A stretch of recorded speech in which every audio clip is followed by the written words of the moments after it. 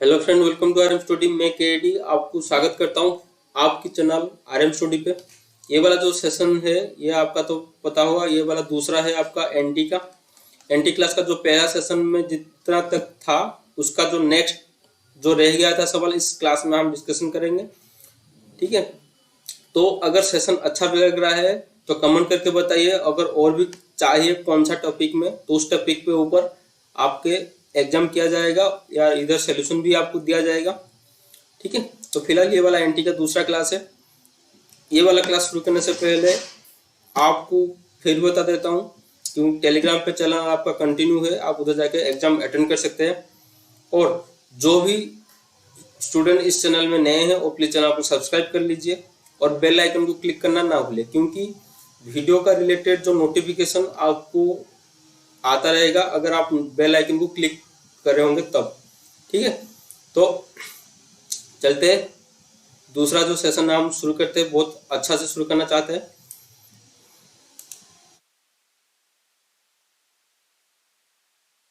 तो ये सवाल रहा आपका। तो इस सेशन का तो पहला सवाल ये रहा। तो इस सवाल में देखिए क्या दिया गया है, the equivalent resistance between the point A.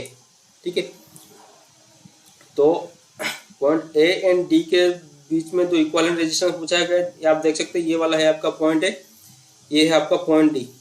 ठीक है, तो इसका इक्विवेलेंट रेजिस्टेंस किस तरह से निकालेंगे, जब आप उसको थोड़ा मॉडिफाई कर पाएंगे। तो मॉडिफाई करने से पहले आपको पता होगा कि अगर मैं ए और डी के बीच में रेजिस्टेंस निकालना चाहता हूँ, ए और डी के बीच में अगर मैं रेजिस्टेंस निकालना चाहता हूँ तो कौन सा रेजिस्टेंस जो है काम करेगा और कौन सा जो रेजिस्टेंस काम नहीं करेगा, आपको उसके बारे में भी जानना पड़ेगा। क्योंकि देखिए ये वाला रजिस्टर इधर ओपन है तो ये वाला रजिस्टर आपको वर्क नहीं करेगा। इस तरह सा ये वाला जो रजिस्टर इधर भी ये ओपन है तो ये भी रजिस्टर आपका वर्क नहीं करेगा। तो दोनों जो रजिस्टर है आपका काम नहीं करेगा। तो इस सर्किट को अगर थोड़ा मैं मॉडिफाई करता हूँ तो ये वाला सर्किट कुछ आपका इस तरह से आ जाएगा। ठीक है,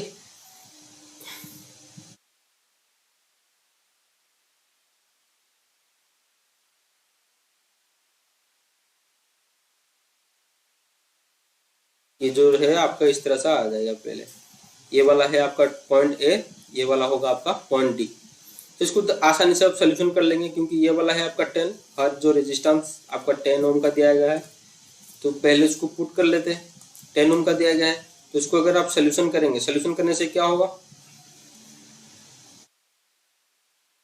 ये वाला आपका 2 मिलके 1 हो जाएगा, ये है आपका 20 हो जाएगा, ये भी आपका 20 हो जाएगा, ये है आपका 10।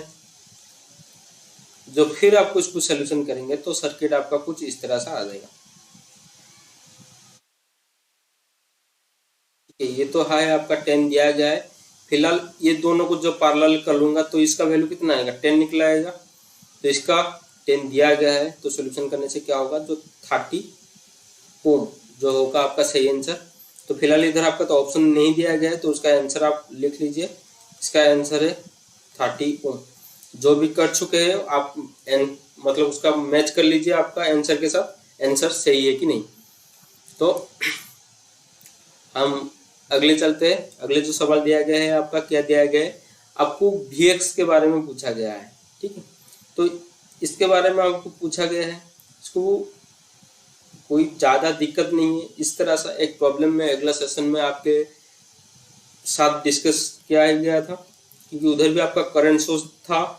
ठीक है, और Vx के बारे में पूछा गया था। कोई ज़्यादा दिक्कत नहीं होना चाहिए मेरे हिसाब से। अगर आप उसको सोल्यूशन करिए, अगर नहीं कर पाएंगे तो मैं आपको इस वाला का सोल्यूशन अगले क्लास में जरूर प्रोवाइड करूंगा। ये आपका भी एक होमवर्क है, आप उसको नोट कर लीजिए। चलते आगे। What is the voltage across the current source and the below shown in the circuit. ठीक है, फिलहाल तो पूछा गया है कि ये वाला जो करंट सोर्स है ना, ये वाला जो करंट सोर्स दिया गया है आपका, इसका एक्रोस में कितना वोल्टेज, अगर आप 5 ओम एक्रोस में कितना वोल्टेज निकाल लेते हैं तो आसान होगा ना इसका निकालने में। अगर मैं मार्क करता हूँ इस तरह सा प्रॉब्लम को, आप अगर करंट डायरेक्शन एंटी में सबसे जो अच्छा चीज है वो है करंट डायरेक्शन को डालना। अगर आप करंट डायरेक्शन एक बार भी सही तरह से जान लेते कि करंट डायरेक्शन किस तरह से दिया जाएगा तो बहुत ही आसानी से आप उसको सोल्यूशन कर सकते हैं। देखिए इधर में आपको जितना भी थ्योरम है, इधर में सुपरपोजिशन थ्योरम डायरेक्टली आपको प्रैक्टिस कर लेता हूँ, ठीक है। सुपरपोजिशन थ्योरम इधर पुट करेंगे तो सुपरपोजिशन थ्योरम क्या कहता है, एक ही कंडीशन में आपका एक सोर्स ही प्रेजेंट रहेगा। मतलब इधर मैं लिख लेता हूँ केस वन लिख के अगर मैं सोल्यूशन करूंगा इसको तो कुछ इस तरह सा एक ही सोर्स उधर प्रेजेंट रहेगा, ठीक है। दूसरा जो है अगर करंट सोर्स है तो ओपन किया जाएगा, मैं आपको बता चुका हूं पहले, और इधर भी और एक बार लिख लेता हूं, ठीक है। अगर करंट सोर्स है तो होगा आपका ओपन, अगर वोल्टेज सोर्स है तो होगा आपका क्लोज, ठीक है। अगर करंट सोर्स है वो आपका ओपन रहेगा, और अगर वोल्टेज सोर्स है वो आपका क्लोज रहेगा, ठीक है। तो देखिए ये आपका करंट सोर्स है, ये जो है आपका करंट सोर्स है, तो करंट सोर्स है मतलब ये वाला आपका क्या होगा, ओपन हो जाएगा, मतलब ये वाला इस तरह सा हो जाएगा। देखिए सिर्फ उसको निकालना पड़ेगा। अब आप उसको सोल्यूशन कीजिए। ये वाला है आपका 5 ओम, ये भी है आपका 5 ओम, ठीक है। ये 10 वोल्ट दिया गया है, तो इसमें करंट कैसा निकलेगा, तो I is equal to V by R, तो टोटल रेजिस्टेंस इतना क्या आएगा जो कि एडिटिव हो जाएगा, 5 प्लस में 5 हो जाएगा तो कितना आ जाएगा 10 आएगा, ठीक है। तो ये है आपका 10 वोल्ट, इस तरह मैं सिंपली कर सकता हूँ 10 बटा में 10 इज इक्वल टू 1, ठीक है। तो केस 1 में आपका करंट कितना निकल रहा है 1। इस तरह से मैं केस 2 पुट करूंगा। केस 2 में क्या होगा, अगर वोल्टेज सोर्स है तो इसको शॉर्ट करना पड़ेगा, दूसरा सोर्स प्रेजेंट करेगा ना। तो पहले आपको क्या पुट किए थे, 10 वोल्ट पुट किए थे, अब आपको 5 एम्पियर जो है पुट करना पड़ेगा। इस तरह से मैं वोल्टेज सोर्स को शॉर्ट करवा लेता हूँ। शॉर्ट करने के बाद आपका कुछ इस तरह से आ जाएगा, करंट सोर्स आप पुट कर लेंगे, ठीक है। जब करंट सोर्स आप पुट कर लेंगे तो 5 और 5 दो सेम रेजिस्टेंस पैरेलली कनेक्ट है। करंट सोर्स है तो इधर आपको करंट फाइंड करने का कुछ भी जरूरत नहीं है। तो 5 एम्पियर अगर करंट आ रहा है, सेम रेजिस्टेंस पैरेलली है, तो करंट क्या हो जाएगा, डिवीजन में भी सेम हो जाएगा। मतलब एक ब्रांच में आपका 2.5 एम्पियर जाएगा, दूसरा ब्रांच में आपका 2.5 एम्पियर आएगा। तो 2.5 एम्पियर, ये वाला 2.5 एम्पियर, ठीक है।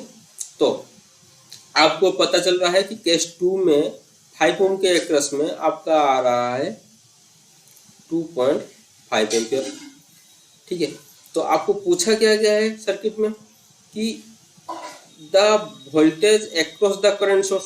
अगर मैं 5 ओम एक्रस में वोल्टेज जान लेता हूं तो आसानी से बता सकता हूं कि इसका एक्रस में वोल्टेज कितना है। तो देखिए अब फाइनल सर्किट जब मैं पुट करूंगा, सारे चीज पुट करूंगा, मतलब वोल्टेज सोर्स भी प्रेजेंट होगा और आपका करंट सोर्स भी फाइनल सर्किट में प्रेजेंट होगा। तो करंट सोर्स अगर फाइनल सर्किट में प्रेजेंट कर लेता हूँ इस तरह से, अगर करंट सोर्स पुट हो जाएगा तो पुट होने से क्या होगा, पहला बार में इस ओर से कितना करंट जा रहा था और दूसरा बार में इस ओर से कितना करंट जा रहा था, इसको आप पता होना चाहिए। देखिए पहला बार में 1 एम्पियर अगर करंट फ्लो हो रहा है तो इस ओर से भी आपको 1 एम्पियर करंट जा रहा है। केस 2 में आपका 2.5 एम्पियर जा रहा है।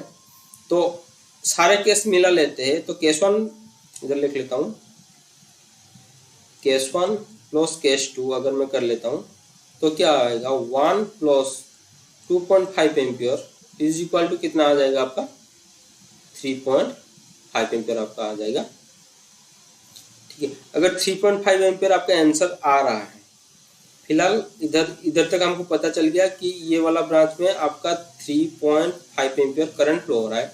रेजिस्टेंस का वैल्यू आपको पता है, दिया गया है आपका 5 ओम। तो क्या करेंगे, जब आप निकालेंगे voltage V is equal to IR करेंगे, तो करंट है आपका 3.5 मल्टीप्लाई किसके साथ करेंगे आप 5 के साथ, ठीक है। 5 के साथ अगर मल्टीप्लाई करेंगे तो कितना आ जाएगा आपका 17 ठीक है 17.5 पे आपका आंसर आएगा। तो ऑप्शन देखिए 17.5 आपका ऑप्शन डी में दिया गया 17.5, ये होगा आपका आंसर, ठीक है। बहुत आसान है, मैं आपको समझा रहा हूँ इसलिए ज़्यादा टाइम ले रहा है। जब आप खुद करने लगेंगे बहुत जल्दी सोल्यूशन हो जाएगा, विदिन 2 मिनट में ये वाला आप सोल्यूशन कर सकते हैं। और जो भी फास्ट करेगा तो 1 मिनट पे भी उसको सोल्यूशन कर सकता है। इस वाला ब्रांच या भी आप होमवर्क ले लीजिए, क्योंकि इस तरह सा प्रॉब्लम मैं पहले क्लास में डिस्कशन कर चुका हूँ।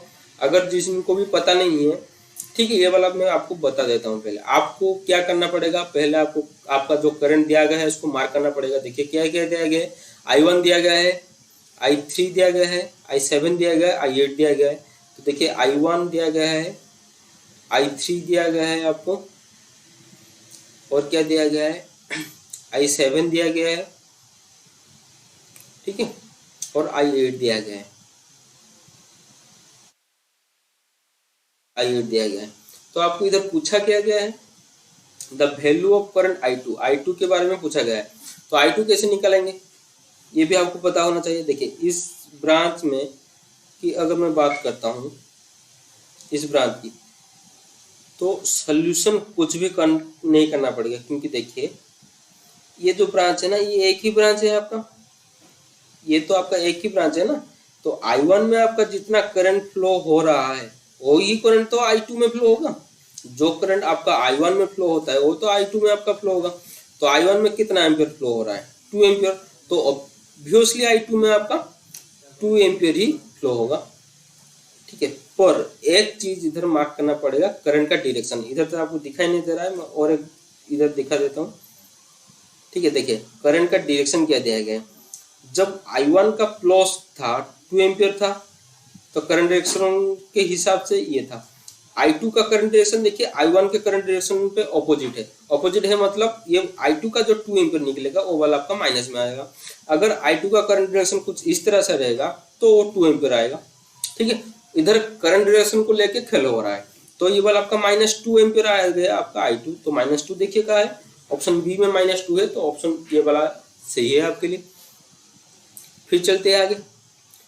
ये तो उतना भी आसान नहीं कहूँगा आपको, क्योंकि जिन एनटी एक ऐसा चैप्टर है जिनको अच्छा लगता है उनके लिए बहुत ही अच्छा है, जिनको नहीं आता है उनके लिए बहुत ही बोरिंग चैप्टर है, ठीक है। तो ये वाले इस वाला चैप्टर में आपको सिर्फ पता करने के लिए बोला गया है कि इस रेजिस्टेंस का वैल्यू कितना है, ठीक है।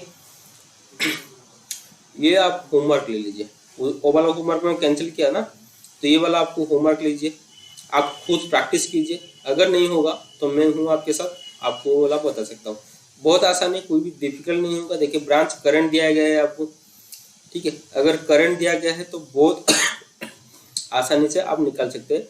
और एक हिंट भी दे देता हूँ, आप उसको नोडल एनालिसिस में करिए, ठीक है। नोडल एनालिसिस में करिए, इसको आप मार्क कर लीजिए, VA मार्क करके करिए, बहुत आसानी से वो वाला आंसर आपका आ जाएगा, ठीक है। इसमें ये वाला भी सेम ही है, रेजिस्टेंस का वैल्यू आपको पूछा गया है, ब्रांच का करंट दिया गया है, 8 एम्पियर करंट ऑलरेडी दिया गया है आपको। देखिए इधर आप सॉल्यूशन बहुत अच्छा तरह से कर सकते हैं, क्योंकि दो रेजिस्टेंस जो है इधर पैरेलली कनेक्ट है। तो इसका अगर मैं एक सॉल्यूशन सर्किट निकालूंगा तो किस तरह से निकालूंगा,